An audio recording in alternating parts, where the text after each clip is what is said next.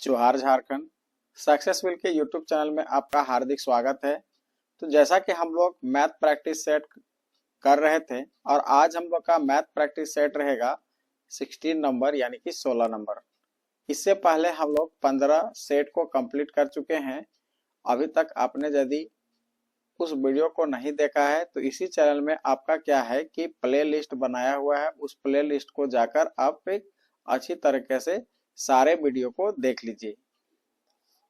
अब हम लोग क्या करते हैं कि पहला प्रश्न हमारे स्क्रीन में जो दिख रहा है इस प्रश्न को हम बनाने का प्रयास करते हैं। आप लोग सबसे पहले बनाइए, उसके बाद हम किस प्रकार से बनाते हैं उसको देखिएगा कि कितने आराम से हम इस क्वेश्चन को सॉल्व कर सकते हैं। हमारा सवाल क्या कहता है कि P की वर्तमान आयु का 4 गुना Q के वर्तमान आयु से 41 वर्ष अधिक है। 10 वर्ष बाद Q की आयु का 3 गुना उस समय P की आयु के 7 गुना से 33 वर्ष कम होगा। Q की वर्तमान आयु ज्ञात करें, हमें निकालना है। तो देखिएगा ऑप्शन में आपके पास है ए में है 71, बी में है 67 और सी में है 62 और डी में 63। तो देखिए यदि हम इसको एक मेथड से बनाने का प्रयास करेंगे तो बहुत लंबा बन जाएगा। तो हम लोग क्या करेंगे, यहाँ थोड़ा सा कॉन्सेप्ट का यूज कर लेंगे। अब कॉन्सेप्ट हमारा कौन सा यूज होगा उसको देखिएगा, बाय ऑप्शन हम बनाने का प्रयास करेंगे। तो बाय ऑप्शन कैसे बनेगा, आप इसको पकड़िए कि हमको निकालना क्या चीज है, क्यू की वर्तमान आयु। और थोड़ा सा आप ध्यान से देखेंगे कि क्यू की वर्तमान आयु देखिएगा कि किस प्रकार से निकलेगा। तो जो क्यू की आयु का हमेशा जो होगा, क्यू का आयु का कितना गुना है, 3 गुना है। तो आपको ऐसा ढूंढना है जो कि क्यू को यानी ऑप्शन को 3 से टोटली हमारा डिवाइड हो जाए, यानी क्यू वही नंबर होगा जो 3 से पूरी तरह से डिवाइड होता होगा। तो आप ऐसा ऑप्शन ढूंढिए जो 3 से पूरी तरह से डिविजिबल हो यानी कि विभाज्य हो। तो यहाँ पर आप देखेंगे कि कौन सा ऑप्शन है। तो आप 71 देखेंगे कि 3 से डिवाइड नहीं हो रहा है। वहीं पर 67 देखेंगे तो ये भी नहीं हो रहा है, ये भी नहीं हो रहा है। अब आगे देखेंगे कि हमारा 62 भी नहीं हो रहा है। तो इसका सही आंसर जो होगा 63, यानी कि 63 को देखेंगे तो 3 से क्या है कि डिविजिबल है। ठीक है, तो इस तरह के प्रश्न को हम लोग क्या कर सकते हैं, बाय ऑप्शन बना सकते हैं। और फिर यदि हम ट्रेडिशनल मेथड से बनाएंगे तो उसके लिए सबसे पहले हमको क्या करना पड़ेगा कि इक्वेशन तैयार करना पड़ेगा। दैट मीन्स जैसे हम लोग इसको मान लेंगे कि P का और Q का जो एज है वो पहले 4x था, फिर हमारा x प्लस 41 हुआ। इस तरह से करके सबसे पहले हम लोग को क्या करना पड़ेगा, क्वाड्रेटिक इक्वेशन बनाना होगा। और क्वाड्रेटिक इक्वेशन बनाने के बाद फिर हम x का वैल्यू निकालेंगे, तब जाके आंसर तक पहुंचेंगे। तो ये सबसे आसान तरीका है कि बाय ऑप्शन से क्या कर लेंगे, ऐसे क्वेश्चन को बना लेंगे। चलिए अब हम लोग देखते हैं आगे प्रश्न की ओर। अगला क्वेश्चन हमारा क्या है, देखिए अगला प्रश्न हमारा क्या कहता है कि निम्नलिखित में से कौन सा अनुपात सबसे बड़ा है। यानी कि अनुपात को आपको छांटना है कि सबसे बड़ा कौन वाला है। तो ऐसे प्रश्नों का क्या कीजिए कि सबसे पहले सबका डिफरेंस देखिए कि कितना कितना है। अब आप देखेंगे कि यहाँ इसका डिफरेंस का देखेंगे तो हमारा 30 का डिफरेंस है। ये दोनों के बीच में डिफरेंस देखेंगे तो 33 का डिफरेंस है। ये दोनों के बीच में देखेंगे तो हमारा 43 का डिफरेंस है। और यहाँ इसको देखेंगे तो 29 का डिफरेंस है। अब हमको क्या कह रहा है कि सबसे बड़ी संख्या क्या है, यानी कि सबसे बड़ी अनुपात। तो अब आप ऐसे प्रश्नों में देखिए कि सबसे कम डिफरेंस किसका है। तो सबसे कम डिफरेंस हमारा 29 वाला यानी कि ऑप्शन नंबर डी का है। तो यही क्या होगा, कम अंतर वाला ही हमारा क्या होगा, सबसे बड़ा होगा, अंतर बड़ा होगा, यानी कि इसका आंसर हमारा ऑप्शन नंबर डी हो जाएगा। ये भी क्वेश्चन को हम क्या किए कि बाय ऑप्शन को बनाने का प्रयास किए। देखिए थर्ड नंबर हमारा क्या कहता है कि यदि किसी बेलन की ऊंचाई और त्रिज्या 7 सेंटीमीटर और 3 सेंटीमीटर है तो उसका आयतन ज्ञात करें। यानी कि क्रमशः आपका 7 है आपका क्या, बेलन की ऊंचाई, यानी कि हाइट हमारा दिया हुआ है 7 सेंटीमीटर और यहाँ पर रेडियस हमारा दिया हुआ है 3 सेंटीमीटर। अब यहाँ पर देखिए कि बेलन का आकृति आपका कुछ इस तरह का होता है। तो बेलन का आकृति में हमको निकालना क्या है कि बेलन का आयतन। तो डायरेक्टली आप क्या कर सकते हैं, इसका वॉल्यूम को निकाल सकते हैं। तो बेलन का आयतन हमारा फॉर्मूला होता है पाई are square H.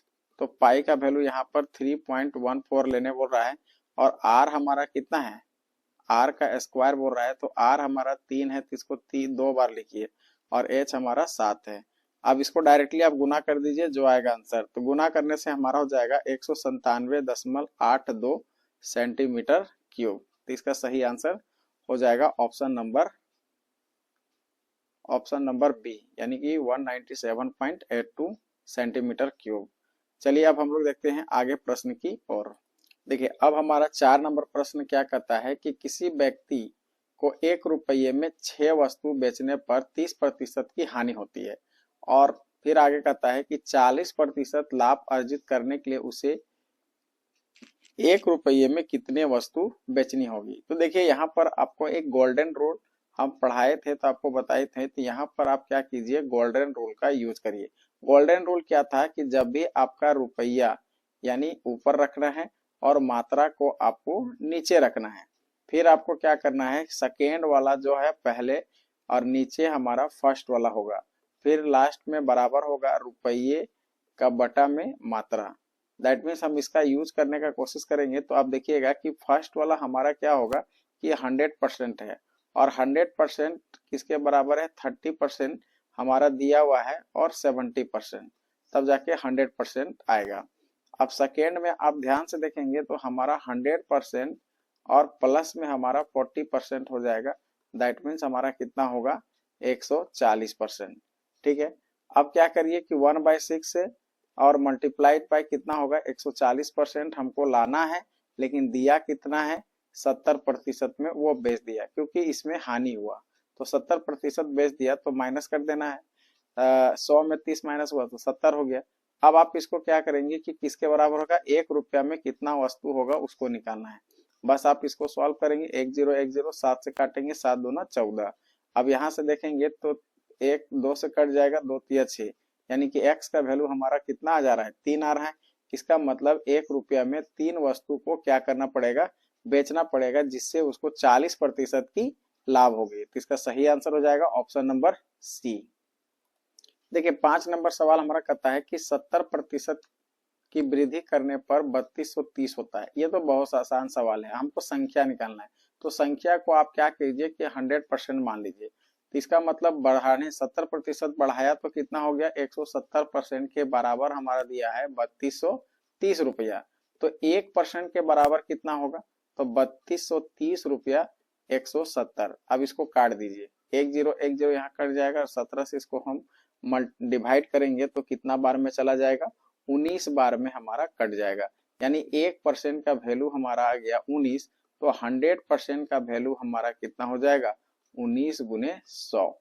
That means हमारा आंसर जो हो जाएगा 1900, यानी ऑप्शन नंबर डी इसका सही आंसर होगा। अब यहाँ पर देखिए कहता है कि 10 विद्यार्थियों द्वारा प्राप्त अंक नीचे दिए गए हैं, जैसा कि आपको यहाँ पर दिखाया जा रहा है।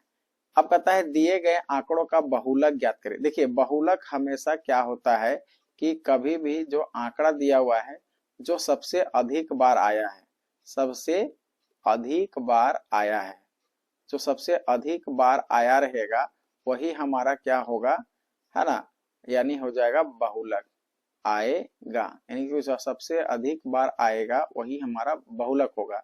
तो अब आप इसको क्या कर सकते हैं, असेंडिंग ऑर्डर मतलब आरोही क्रम में लिख लीजिए और देखिए कि सबसे अधिक बार कौन वाला आया है। तो सबसे अधिक बार आप देखेंगे कि इसमें आप देखेंगे कि यहाँ 11 और 11 और 11, यानी कि सबसे अधिक बार जो आया है वो 11 है, तो इसका बहुलक भी हमारा क्या हो जाएगा, 11 हो जाएगा। ऑप्शन नंबर बी इस सवाल का आंसर होगा।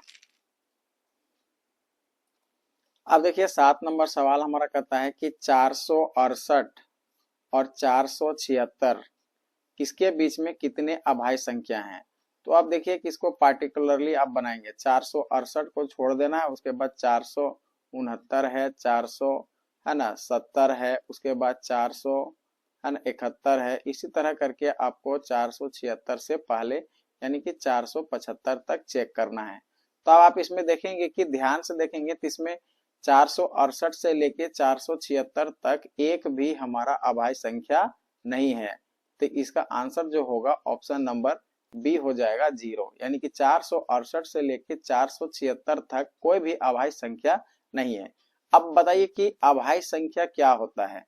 तो अभाज्य संख्या का मतलब क्या है कि वैसी संख्या जो केवल अपने से यानी अपने से डिवाइड हो और फिर वो 1 से डिवाइड हो, 1 से डिवाइड होना और फिर अपने आप से वो नंबर हमारा डिवाइड हो रहा है, तब हम उसको क्या बोलेंगे, अभाज्य संख्या। और बाकी संख्या हमारा जो होगा कंपोजिट नंबर, जिसको हम लोग भाज्य संख्या कहते हैं। चलिए अब हम लोग आगे बढ़ते हैं अगले प्रश्न की ओर। देखिए 8 नंबर प्रश्न हमारा कहता है कि 20 पुस्तकों का विक्रय मूल्य 24 पुस्तक के क्रय मूल्य के बराबर है। देखिए 20 पुस्तक के विक्रय मूल्य 24 पुस्तक के क्रय मूल्य के बराबर है, तो इस पुस्तक का हानि या लाभ प्रतिशत ज्ञात करना है। तो ऐसे प्रश्न को हम बहुत आसानी से बना सकते हैं। देखिएगा कि बोलता है 20 एसपी के बराबर हमारा क्या है, 24 सीपी है। अब यहाँ सीपी और एसपी का रेशियो निकालिए तो क्या होगा। अब आप देखिए 20 को यहीं रहने दीजिए और 24 को इधर ले आइए और ये हो जाएगा सीपी बाई एसपी। अब यहाँ से काटेंगे तो हमें पता चल जाएगा, काटे चाहे नहीं काटे, तो ये कितना का डिफरेंस हमारा हो रहा है, 4 का। यानी कि हम खरीदे थे 20 रुपया में और बेच रहे हैं 24 रुपया, तो बेनिफिट हमारा 4 का हो रहा है। तो यहाँ पर प्रॉफिट हो रहा है, तो प्रॉफिट परसेंट निकालिए। तो 4 का बेनिफिट हुआ, पहले हमारा 20 रुपया था और यहाँ से हम 100 से मल्टीप्लाई करेंगे, तो 4 से 4 पचे 20 हो जाएगा और 5 से 5 दूना 10 है ना, 0। यानी कि कितने प्रतिशत का फायदा हो रहा है, तो 20% का लाभ हो रहा है। तो इसका सही आंसर जो होगा ऑप्शन नंबर सी हो जाएगा। अब देखिएगा कि 9 नंबर प्रश्न हमारा कहता है कि 587 किससे डिविजिबल है। तो यहाँ पर आपके पास नंबर जो दिया हुआ है इसी में आपको देखना है। तो यहाँ पर देखिएगा कि किससे डिविजिबल होगा उसको देखना होगा। तो बारी बारी आप चेक कर सकते हैं। तो ऑप्शन से अब इसको बनाना होगा, तो आप देखेंगे कि 41 से ये क्या हो रहा है कि टोटली डिवाइड हो जा रहा है। तो इसका सही आंसर हो जाएगा 41। देखिए 10 नंबर प्रश्न हमारा कहता है कि 75 किलोमीटर की चाल से चलने वाली कोई बस 17 घंटे में पूरा करती है। 75 किलोमीटर के चाल से, यानी कि स्पीड हमारा यहाँ पर क्या है, स्पीड देखेंगे तो 75 किलोमीटर पर आवर है और यहाँ पर टाइम हमारा दिया हुआ है, 17 घंटा। फिर कहता है कि 5 घंटे में समान दूरी तय करने के लिए उसकी चाल कितनी होनी चाहिए। यदि वो 5 घंटा में ही पूरा करना चाहेगा तो ऑटोमेटिक है कि उसका स्पीड को क्या करना पड़ेगा, बढ़ाना पड़ेगा। ठीक है, तो अब आप देखिए कि हम लोग जानते हैं कि स्पीड बराबर क्या होता है, डिस्टेंस बाय टाइम, और डिस्टेंस बराबर हमारा हो जाएगा स्पीड इनटू टाइम। अब देखिए दोनों में हमारा डिस्टेंस क्या रहेगा, सेम रहेगा। डिस्टेंस हमारा क्या रहेगा, सेम रहेगा। तो हमको निकालना क्या है, टाइम, कि वो टाइम हमारा कितना होगा। तो डिस्टेंस हमारा पता चल गया कि हमारा कितना है, यानी कि दोनों को मल्टीप्लाई कर दीजिए, 75 गुने 17, ये हमारा डिस्टेंस हो गया। अब कहता है कि यदि हम 5 घंटा में ही पूरा करना चाहें तो 5 घंटा हमारा टाइम हो गया। अब हमको स्पीड कितना करना पड़ेगा, तो स्पीड बराबर तब यहाँ पर होगा डिस्टेंस बाय टाइम। तो यहाँ पर आप देखेंगे कि डिस्टेंस हमारा जो है 75 गुना कितना है, 75 गुना 17, और टाइम हमारा यहाँ पर 5 है। अब 5 से इसको डिवाइड कर दीजिए, तो 5 एकम 5 और 5 पचे 25। अब 15 को 17 से गुना करेंगे तो हमारे पास कितना आएगा, 255। तो 255 किलोमीटर पर आवर इसका स्पीड हो जाएगा। तो ऑप्शन नंबर सी इसका सही आंसर होगा। देखिए अब ये हमारा 11 नंबर सवाल क्या कहता है कि शिवम को उसकी बिक्री राशि में पहले वर्ष 4% की वृद्धि और दूसरे वर्ष 25% की वृद्धि प्राप्त हुई। इसके बाद ही उसकी वर्तमान बिक्री जो है ना, देखिएगा 1,40,400। तो 2 वर्ष पूर्व उसकी बिक्री कितनी थी, यानी कि स्टार्टिंग में आपको बताना है। यानी अब देखिए शुरुआती दौर पर हमारा क्या होता है कि 100% है। अब उसमें जैसे जैसे बढ़ते जाएगा वैसे वैसे आपका क्या होगा, मूल्य में वृद्धि होगी। तो सबसे पहले देखिए कि इसको एकल वृद्धि में लेके आएंगे। तो क्या करना होगा कि 4% और 25% को एक फॉर्मेट में लाना है। तो करना है कि 4 + 25 और प्लस में हो जाएगा 4 गुने 25/100। 25 चौका 100 और यहाँ से 4 4 कट गया। 25 और 4 हमारा 29 होता है और प्लस 1 जोड़ देंगे तो हमारा 30% हो जाएगा। मतलब 1 लाख का हमारा जो 1,40,400 है वो हमारा 30% ऐड होने के बाद है।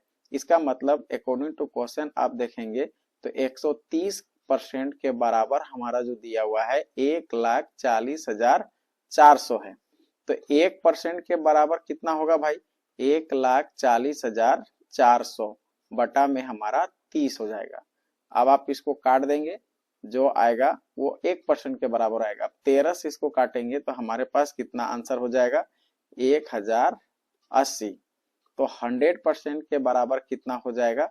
तो 100% के बराबर हो जाएगा 1080 को हम 100 से गुना कर देंगे तो हमारे पास हो जाएगा 1,08,000। 1,08,000 ही हमारा आंसर होगा। ऑप्शन नंबर डी इसका सही आंसर होगा। देखिए 12 नंबर सवाल कहता है कि दो क्रमागत सम प्राकृतिक संख्याओं के वर्गों का योग कितना है? 1684 है। तो संख्याओं का योग ज्ञात करें, है ना। ऑप्शन आपके पास है 42, 58, 66 और 48। देखिए इस क्वेश्चन को भी हम लोग क्या करेंगे कि ऑप्शन से बनाने का प्रयास करेंगे। अब क्वेश्चन को पहले आप समझिए, क्या कहता है कि दो क्रमागत सम संख्या प्राकृतिक संख्याओं के वर्गों का योग, यानी कि ये जो 1684 आप देख रहे हैं यानी कि दो सम संख्याओं के वर्गों का योग है। तो क्या करिए कि सबसे पहले सभी ऑप्शन में आप चेक करेंगे कि हमारा क्या है, एवरेज निकालना है। सबका एवरेज निकालिए और एवरेज ही हमारा क्या होगा, एवरेज का एक आगे और एवरेज के एक पीछे ही हमारा वो संख्या होगा और उसका स्क्वायर करके ऐड करके देखिए कि क्या हमारा 1684 होता है। तो देखिएगा कि सबसे पहला हमारा ऑप्शन क्या है, ए ऑप्शन है 42। अब 42 का एवरेज निकालिए, तो एवरेज मतलब 2 से भागा देंगे तो हमारा कितना हो रहा है 21। अब 21 का आगे वाला एक नंबर 22 होगा और एक पीछे वाला हमारा 20 होगा। अब आप क्या कीजिए, इसका स्क्वायर कीजिए। इसका स्क्वायर करेंगे तो हमारा हो जाएगा 400 और 22 का स्क्वायर करेंगे तो हमारे पास कितना हो जाएगा, 22 का स्क्वायर करिए, 22 को 22 से मल्टीप्लाई करिए तो देखिएगा कि आपका कितना होगा। तो 22 को 22 से मल्टीप्लाई करके आप देखिए क्या होता है। तो देखिए 22 को 22 से मल्टीप्लाई करेंगे तो हमारा होता है 484। अब दोनों को आपस में ऐड करेंगे तो हमारे पास कितना होगा, 884 होता है, जबकि हमको लाना कितना है, 1684। तो ये ऑप्शन मेरा नहीं होगा। उसी तरह आप बी ऑप्शन को चेक करेंगे कि 58 है, तो 58 का हम हाफ करेंगे तो कितना होगा, है ना। 2 से 2 दूना 4 और 2 नवा 18। तो इससे पहले हमारा 28 होगा, 28 का स्क्वायर करके देखिएगा और इससे बाद वाला हमारा 30 का स्क्वायर करके देखिएगा। तो इसमें भी हमारा आंसर जो है नहीं आएगा, है ना। इसी तरह का अब बारी बारी से चेक करते जाइएगा। तो ध्यान दीजिए कि 48 को लीजिए, डी वाला में हमारा आ जाएगा। तो 48 के आगे वाला हमारा कितना होगा, 49 होगा और इसके पीछे वाला हमारा अच्छा यहाँ पर ना एवरेज निकाल के लेना है। तो एवरेज निकालेंगे तो 2 से हम तो 2 दूना 4, 2 चौके 8 होगा। अब 24 के आगे आपको देखना है, 24 के आगे 25 है और 24 के पीछे हमारा 23 है। तो 23 का स्क्वायर और 25 का स्क्वायर आपको करना है, क्या इसमें आता है। यदि इसमें आ जाता है तो फिर हमारा वही आंसर होगा और नहीं आता है तो फिर नहीं होगा। तो इसका सही आंसर जो होगा, ऑप्शन बाय ऑप्शन चेक करते जाएंगे। एक बार हम चेक करते हैं 28 और 30 को। तो 28 और 30 को आप चेक करेंगे यहाँ पर, तो 28 का स्क्वायर हमारा कितना होता है और 30 का स्क्वायर हमारा कितना होता है। 28 का स्क्वायर हमारा 784 होता है, ठीक है। और उसके बाद हम 30 का स्क्वायर को करेंगे, 30 गुने 30 तो हमारा हो जाता है 900, ठीक है। अब दोनों को ऐड करिए, तो जब दोनों को ऐड करेंगे तो हमारा हो जाता है 1684। तो 1684 आ गया। इसका मतलब कौन वाला में आया आपका, देख सकते हैं इसका आंसर जो आया था ऑप्शन नंबर डी, बी वाला में आया था। तो इसका सही आंसर हो जाएगा ऑप्शन नंबर बी। ये बाय ऑप्शन चेक करने का है। देखिए 13 नंबर प्रश्न हमारा क्या कहता है कि ए, 2 रेलवे स्टेशन यानी कि 2 स्टेशनों के बीच का ट्रैक हमारा 22 दिन में बिछा सकता है। यानी कि यहाँ देखिए ये टाइम एंड वर्क के हिसाब से क्वेश्चन बनेगा। तो सबसे पहले देखिए कि हमारा एक कितने दिन में काम कर सकता है, तो 22 दिन में काम कर सकता है। वहीं पर देखिए वही काम को बी है सो 11 दिन में कर सकता है। अब कहता है कि यदि तीनों आदमी ए बी सी और सी की सहायता से, ए बी और एक और आदमी सी की सहायता से वही काम को कितने दिन में पूरा कर सकते हैं, तो मात्र हम 4 दिन में पूरा कर सकता है। तो सबसे पहले इस सब का रेशियो एलसीएम निकालिए। एलसीएम निकालेंगे तो हमारा 44 होगा। तो 22 दूना 44, 11 चौक 44 और 4 एका 4, यानी कि 11 चौक 44। अब आप यहाँ पर देखिए कि इफिशियंसी निकालिए सी का। तो सी के इफिशियंसी हमारा अकेले ए बी सी मिला के 11 है, और ये दोनों को घटाएंगे 4 और 2 6, तो इसका इफिशियंसी निकल जाएगा 5 का। अब 5 का क्षमता निकल गया, तो 5 की क्षमता लगा के सी अकेले टोटल काम को कितना दिन में कर सकता है, तो 5 से इसको डिवाइड करेंगे तो आ जाएगा 8.4/5 दिन। तो इसका सही आंसर हो जाएगा ऑप्शन नंबर ए। चलिए अब हम लोग देखते हैं कि 14 नंबर प्रश्न हमारा क्या कहता है कि एम और एन के व्यवसाय शुरू करते हैं और एम 2 महीने के लिए एन के निवेश से 38,000 अधिक निवेश करता है। एन 3 महीने के लिए निवेश करता है और कुल लाभ हमारा कितना है, 6,915 में से एम का हिस्सा एन के हिस्से से 461 अधिक है। तो एम द्वारा निवेशित पूंजी ज्ञात करें। तो देखिएगा इस क्वेश्चन को हम लोग कैसे बनाएंगे। तो सबसे पहले देखिए कि क्या क्या दिया हुआ है। तो पहला हमारा दिया हुआ है कि एम का निवेश हमारा एन के निवेश के कितना का बराबर है, एन के निवेश का हम लोग देखेंगे तो 38,000 ज्यादा है। ठीक है, अब यहाँ पर देखेंगे कि लाभ का अनुपात हमारा कितना है। लाभ अनुपात आपका हो जाएगा एम गुने, यानी कि एम का 2 गुना एन के 3 गुने से अनुपात में है। अब कुल लाभ यहाँ पर दिया हुआ है। कुल लाभ कितना दिया हुआ है, कुल लाभ देखेंगे तो 6,915 है। अब यहाँ पर हम लोग क्या करते हैं, थोड़ा सा मान लेते हैं कि माना कि एम का हिस्सा, ठीक है, एम का हिस्सा जो है, और यहाँ पर दिया हुआ है कि एन के हिस्से का 461 अधिक है। अब यहाँ पर हम लोग मानते हैं, माना कि एन का हिस्सा को हम लोग क्या मान लेते हैं, एन का हिस्सा को मान लेते हैं कि हमारा वाई है। कितना है, वाई। थोड़ा सा ये लॉन्ग बनेगा क्योंकि यहाँ पर इक्वेशन जैसा बनाना पड़ेगा। पहले इक्वेशन तैयार करेंगे, इक्वेशन तैयार करने के बाद फिर आगे उसको बनाएंगे। आगे देखिए, तब हमारा यहाँ पर होगा कि y plus 461 is equal to कितना हो जाएगा, 6915। इसको आप सॉल्व करेंगे तो हमारा देखिएगा y हमारा 2y प्लस में हमारा है ना 461 बराबर 6915 होगा। अब ये 2y इज इक्वल टू हमारा होगा, घटा देंगे 69 1 15 में 461 को हम घटाएंगे तो हमारे पास आ जाएगा 32, अच्छा 69 घटाइए तो हमारा हो जाएगा 6454। तो y बराबर इसको काट देंगे तो हमारा हो जाएगा 3227। यहाँ तक हो गया। अब आगे देखिए, आगे का प्रोसेस हमारा क्या कहता है, कहता है कि m का हिस्सा जो है, m का हिस्सा 3688 है, और वहीं पर n का हिस्सा हमारा कितना हो जाएगा, n का हिस्सा जो है वो निकालेंगे तो हमारा हो जाएगा 32 27। अब इसको अनुपात निकालते हैं। इसको अनुपात निकालेंगे तो हमारा हो जाएगा 36 88 और बटा में हमारा हो जाएगा 32 27। तो यहाँ हो जाएगा 2n प्लस 38,000 और बटा में हो जाएगा 3n। अब इसको कैलकुलेट करेंगे। अब इसको यहाँ क्रॉस मल्टीप्लिकेशन करेंगे तो हमारे पास हो जाएगा 11,064n, फिर बराबर में हो जाएगा 6454n। इसको गुना कर देंगे तो हमारा आएगा, देखिएगा यहाँ हटेगा नहीं, 24525200। ठीक है, अब इसके आगे हम लोग बनाते जाएंगे। इसके आगे बनाएंगे तो हमारा n का वैल्यू जो होगा, अब इसमें से इसको घटा दीजिए। ठीक है, तो हमारा आ जाएगा 46 10 n बराबर हो जाएगा 24 52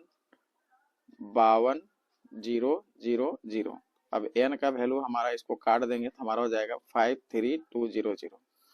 अब n का वैल्यू निकल गया तो आपको पता चल जाएगा कि m का निवेश कितना है। तो m का निवेश हमारा निकल जाएगा, m का निवेश 53,200 में हम जोड़ देंगे 38,000 को, तो टोटल आंसर हमारा हो जाएगा 91,200।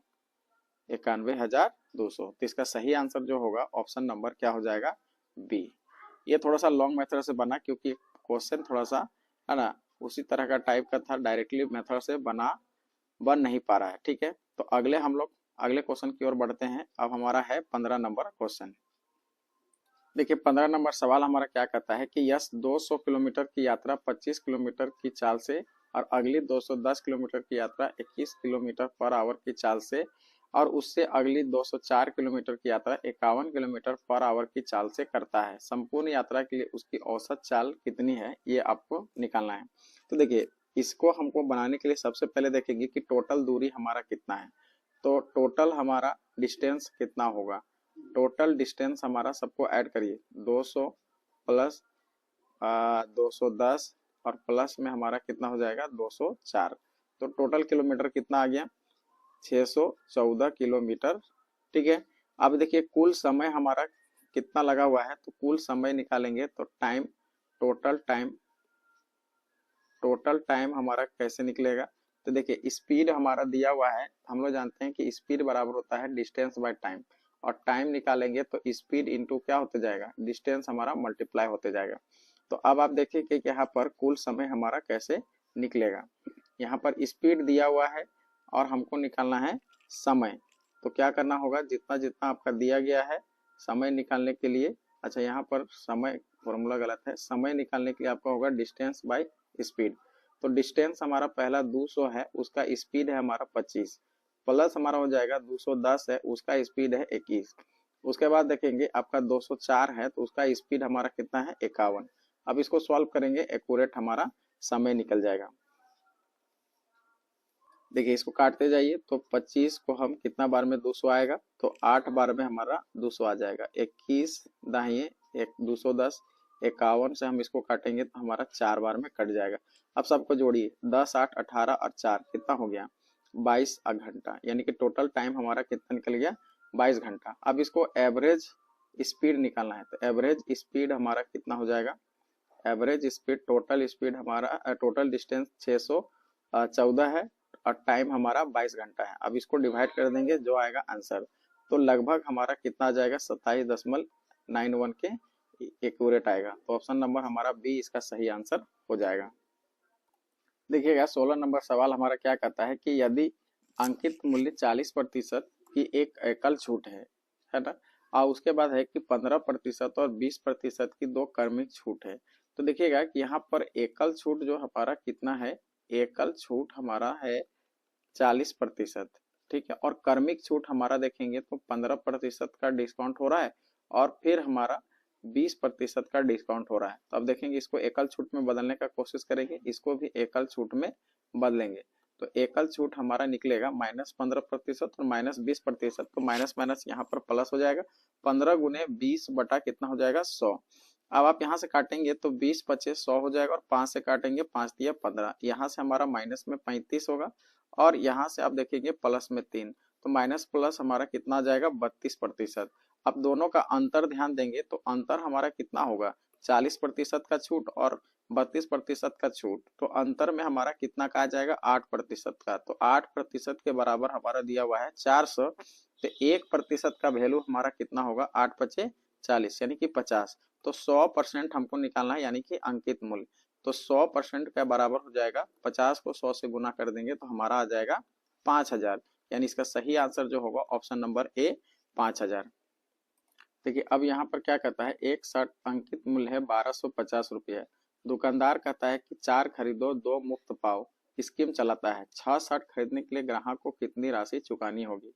तो देखिए 4 खरीदेगा यानी कि 4 खरीदता है तो कितना मिलेगा, 4 खरीदो और मिलेगा कितना 2 मुफ्त, 2 मुफ्त मिलेगा। तो टोटल कितना शर्ट हो गया 6 शर्ट हो गया।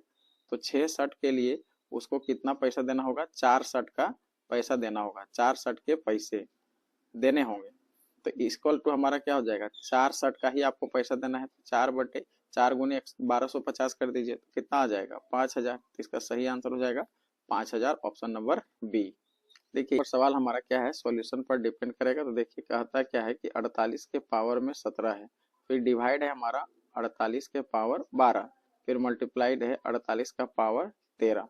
आप इसको एक साथ भी सॉल्व कर सकते हैं। देखिए 48 का पावर है, भागा में पावर क्या होता है, घटता है, तो यहाँ पर हमारा 17 और माइनस में 12 हो जाएगा। अब यहाँ देखिए फिर गुना है, तो गुना में पावर क्या होता है, जुड़ता है, तो फिर हमारा यहाँ पर माइनस में 13 होगा। अब इसको डायरेक्टली सॉल्व करेंगे तो कितना होगा, सबको ऐड कर दीजिए, 7 8 2 9, 9 3 12, यानी कि टोटल आंसर हमारा हो जाएगा 48 का पावर 42। तो ऑप्शन नंबर हमारा क्या होगा, बी, इसका सही आंसर होगा 48 के पावर माइनस 42। अब देखिएगा 19 नंबर सवाल कहता है कि उस सबसे बड़े वृत्त की परिधि ज्ञात करें मीटर में, जिसे 249 मीटर और 168 मीटर भुजाओं वाले एक आयत के अंदर पूर्णतः खींचा जा सकता है। तो देखिए आयत के अंदर के बड़े वृत्त बनाना है, तो जो हमारा यहाँ पर होगा आयत के अंदर बड़े वृत्त का व्यास बराबर होगा छोटी भुजा और उसके बराबर हम लोग करेंगे कितना, 168 मीटर। अब इसका परिधि हम लोग जानते हैं कि इसका परिधि कितना होता है, यानी कि पाई डी।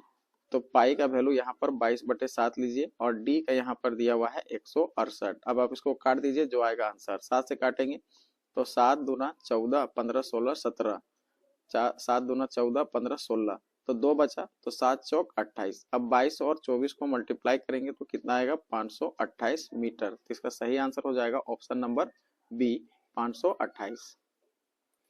देखिए अगला सवाल हमारा क्या कहता है कि 576 और 591 के बीच में कितनी अभाज्य संख्या है। तो इसको आपको एक एक करके चेक करना होगा। तो सबसे पहले देखिए 576 के बाद हमारा अगला अभाज्य संख्या है 476 के बाद 479, उसके बाद देखेंगे तो 487, उसके बाद 491, है ना। अब यहाँ पर देखिए 400 और उसको सहित भी लेना है, उसको सम्मिलित करना है, तो इसको भी शामिल करेंगे तो 1 2 3, तो कितना आंसर हो जाएगा 3, यानी कि 3 अभाज्य संख्या है। नंबर सवाल हमारा क्या कहता है कि triangle A B C D पर बी डी लंब है ए सी पर। तो सबसे पहले एक ट्रायंगल बनाएंगे, ट्रायंगल बन गया ए बी सी। अब कहता है बी डी लंब है ए सी पर, तो यहाँ एक लंब डाल देते हैं। ई एक पॉइंट हमारा ऐसा है ई पर, तो यहाँ का एंगल हमारा दिया हुआ है 74 और यहाँ का एंगल हमारा दिया हुआ है 76 डिग्री, ठीक है, उल्टा हो गया, यहाँ 76 दिया हुआ है, अच्छा ठीक है 74 और डी बी सी हमारा 76, ठीक है। अब हमको निकालना क्या है कि ए ई बी निकालना है। तो ए ई बी का निकालने से पहले हम लोग क्या करेंगे कि ए बी सी को निकालेंगे। तो ए बी सी जो हमारा निकलेगा 90 में से हम क्या करेंगे कि 74 को घटा देंगे। ऐसा क्यों, ये तो हमारा देखिएगा कि यहाँ पर ये क्या है, परपेंडिकुलर है, तो इसमें से हम इसको घटाएंगे तो कितना निकल जाएगा 14 डिग्री। अब यहाँ से निकाल देंगे ए ई बी। ए ई बी क्या करना है कि 180 में घटा दीजिए कि आपका 74 और प्लस 14 को जोड़ के, तो 180 में से हम घटा देंगे, है ना। अब इसको देखेंगे तो 4 4 कितना हो जाएगा, 4 4 8, 7 और 1 8, 88 हो जाएगा। 180 में 88 घटा देंगे तो हमारा कितना हो जाएगा,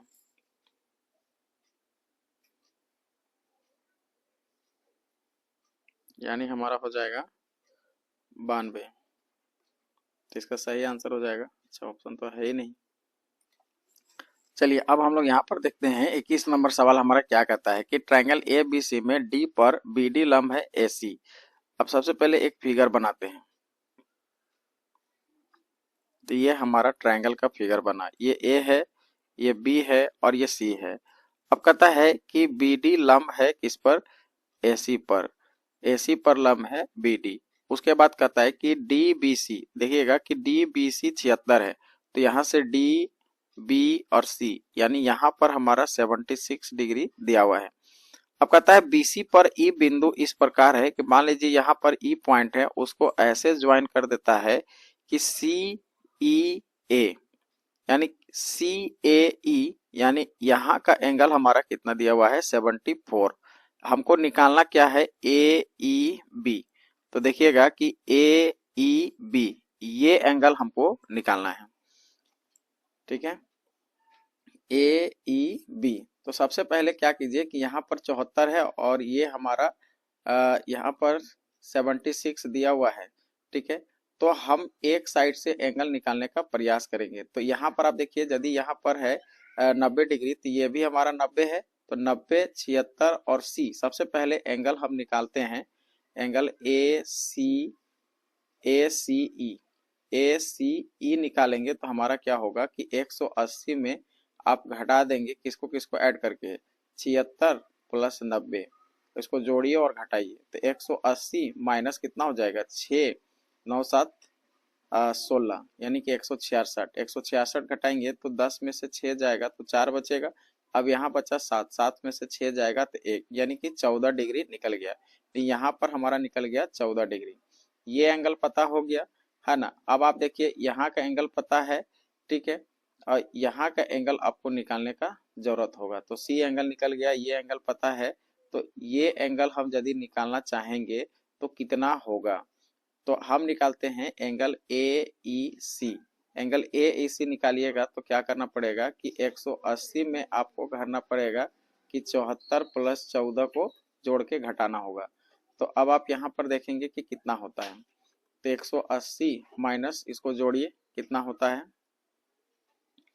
तो यहाँ देखिए 4, 4, 8 हो जाएगा।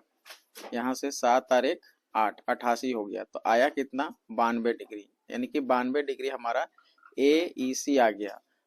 अब हमको यहाँ पर ये एंगल को तो निकाल लिए, लेकिन हमको निकालना है ये एंगल को। तो क्या करना होगा 180 में फिर वापस हमको घटा देना होगा, AEB निकल जाएगा। तो 180 में से 92 घटाएंगे तो फिर वापस कितना आएगा 88 आएगा। तो इसका सही आंसर होगा ऑप्शन नंबर D। देखिएगा 22 नंबर सवाल क्या है, इसको सॉल्व करने का जरूरत है। कहता है कि x है, यहाँ पर 2x है, माइनस में 8 है, प्लस में हमारा 5 है, x स्क्वायर है, माइनस में 3 है, प्लस में हमारा 12 है। अब आप इसको डायरेक्टली सरल कीजिए। तो जैसे आप इसको मल्टीप्लाई करेंगे तो ये हो जाएगा 2x स्क्वायर, ये हो जाएगा 8x हो जाएगा, प्लस में हमारा हो जाएगा 5x स्क्वायर, माइनस में 5 दिया 15 प्लस 12। अब आप यहाँ पर देखेंगे कि इसको सॉल्व करेंगे तो 2x स्क्वायर और 5x कितना हो जाएगा 7x स्क्वायर हो जाएगा। अब देखिए कि प्लस पे 7x कहाँ कहाँ है, तो भाई दो जगह है, तो पूरा आगे सॉल्व करना पड़ेगा। अब माइनस में हमारा 8x है, पूरा सॉल्व कर दीजिए। माइनस 15 और 12 को ऐड करेंगे तो माइनस में हमारा कितना आ जाएगा 3। तो देखिए कौन सा ऑप्शन होगा, ऑप्शन नंबर C इसका सही आंसर होगा। देखिएगा 23 नंबर सवाल बहुत आसान है, एक बार हम इस ऐसे प्रश्न को हम आपको बताए हैं। तो क्या है कि प्रथम 161 सम संख्याओं का औसत क्या होता है। तो देखिए जब सम संख्या का लगातार पूछा जाएगा तो इसका औसत जो है ना, इसको आप एक बढ़ा दीजिए, वही हमारा हो जाएगा आंसर। यानी इसका औसत निकालना है तो 161 में एक जोड़ दीजिए तो हमारा 162 हो जाएगा, यही आंसर हो जाएगा। ऑप्शन नंबर C इसका सही आंसर होगा। देखिए 24 नंबर प्रश्न कहता है कि 26 फरवरी 2024 को जमा की गई राशि और 27 अप्रैल 2024 की निकाली गई 4000 की राशि पर 6.75% की वार्षिक दर से साधारण ब्याज ज्ञात करें। तो सबसे पहले देखिए कि टाइम आप निकालना होगा, यानी कि 26 फरवरी से लेकर 2024 तक आपको घटाना होगा। तो यहाँ पर लिखिए 2024, यहाँ फरवरी मतलब दूसरा महीना और यहाँ 26, ठीक है। और उसके बाद हमको कितना घटाना होगा, तो 2024 कितना अप्रैल तो चौथा महीना और कितना तारीख 27 तारीख। अब इसको आप घटा के देखेंगे तो कितना आता है, यहाँ पर एक हो जाएगा है ना, यहाँ हो जाएगा 2 महीना। तो 2 महीना मतलब 30 दूना 60 और 61, यानी कि टोटल दिन कितना हो गया 61 डे, यानी टाइम हमारा पता चल गया 61 डे। इसको आप टाइम को क्या कीजिए ईयर में चेंज करिए, तो 61/365 है ना वर्ष हो जाएगा, यानी कि इतना वर्ष होगा। अब इसको हम लोग डायरेक्टली फॉर्मूला लगा देंगे, आपका निकल जाएगा। तो SI का फॉर्मूला होता है PRT/100। क्या होता है PRT/100। तो P हमारा कितना है भाई 4000 है, 4000 का रेट हमारा 6.75 है और टाइम हमारा 61 बटे कितना है 365। और गुना में यहाँ पर 100 होगा। ठीक है, अब इसको हम लोग सॉल्व कर देंगे, जो आएगा आंसर हो जाएगा। चलिए अब इसको हम लोग गुना करेंगे, काटेंगे तो कैसा होगा। एक, अब यहाँ पर डेसिमल हटाइए, तो डेसिमल हटाने के बाद एक डबल जीरो यहाँ पर आ जाएगा। अब इसको काटेंगे तो एक जीरो यहाँ से, एक जीरो यहाँ से, एक जीरो यहाँ से, एक जीरो यहाँ से, एक जीरो यहाँ से कट जाएगा। अब आप 5 से काटेंगे तो यहाँ पर कितना होगा, 5 से, 5 एक 5, यहाँ से हो जाएगा 5 तिया 5 दूना 10, है ना, 5 दूना 10। अच्छा 5 तिया 15 तक जा सकता है, तो 5 तिया 15, 16 17, 5 पचे 25, यानी कि कितना आया 135। अब आप यहाँ पर काटिए, आगे काटिए तो फिर यहाँ पर हो जाएगा 5 दूना 10, अब फिर 2 काटेंगे, 2 दूना 4। अब नीचे हमारा 365 है, अब फिर 5 से कट रहा है तो 5 से काटेंगे, 5 दूना 10, 5 सते 35, यहाँ से काटेंगे तो 5 सते 35, 36, 5 तिया 15। अब ऊपर को ऊपर से गुना कीजिए तो 2 गुने 27 गुने 61 और बटा में हमारा 73 है। इसको गुना करेंगे तो हमारे पास कितना आएगा 3294 और बटा में हमारा 73 है। इसको भागा देंगे तो समथिंग 45.12 आता है, तो इसको लगभग हम लोग 45 के आसपास मान लेंगे। तो इसका सही आंसर जो होगा ऑप्शन नंबर ए होगा। देखिए यहाँ पर कहता है कि पाइप पी किसी टैंक को 5/9 भाग 14 घंटे में भर सकता है, क्यू उसी टैंक को 9/20 भाग 9 घंटे में भर सकता है। पी और क्यू दोनों मिलकर 2 घंटे के लिए चालू रखा जाता है, फिर दोनों को बंद कर दिया जाता है। फिर आर अकेले चालू किया जाता है, जो टैंक पानी को 6 घंटे में खाली कर देता है। तो पी क्यू आर मिलकर खाली टैंक को कितने समय में भर सकते हैं। तो देखिएगा यहाँ पर हम देखेंगे सबका अलग अलग क्षमता निकालेंगे। तो पी की क्षमता हमारा कितनी होगी, तो पी की क्षमता आप देखेंगे तो हमारा क्या होगा कि 5/9 में हम भागा दे देंगे 14 को, तो इसको सॉल्व करेंगे तो हमारा कितना आ जाएगा 5/126। ठीक है, क्यू की क्षमता हमारा कितनी होगी, ये भी भरने वाला है तो इसका भी प्लस ही होगा। कितना घंटा में भरता है, 9/20 भाग है 100, 9 घंटा में, तो इसको 9 से भागा दे देंगे तो इसका आ जाएगा हमारा 1/20। ठीक है, 9 9 कैंसिल ले लेगा तो 1/20 आ गया। अब कहता है कि आर की क्षमता, तो आर की क्षमता हमारा देखिए खाली कर रहा है तो हमारा क्या हो जाएगा माइनस में हो जाएगा 1/6। अब देखिए कि हमारा संयुक्त क्षमता सब एक साथ हम लोग P plus Q plus R हमारा कितना हो जाएगा 5/126 प्लस में 1/20 और माइनस में 1/6। इसको सॉल्व करेंगे तो हमारा जाएगा 1/18। अब समय देखिए, समय हमारा कितना निकलेगा, तो 1 को हम लोग 1/18 से भागा दे देंगे तो 18 घंटा आ जाएगा। तो इसका सही आंसर होगा ऑप्शन नंबर बी। इस तरह से हम लोग टोटल 25 क्वेश्चन देखे और 25 क्वेश्चन एकदम मोस्ट इंपोर्टेंट सेलेक्टिव क्वेश्चन है, जो कि आपका ग्रुप डी के लिए इंपॉर्टेंट हो जाएगा। चलिए तो हम लोग फिर मिलते हैं अगले सेशन के लिए, तब तक के लिए धन्यवाद।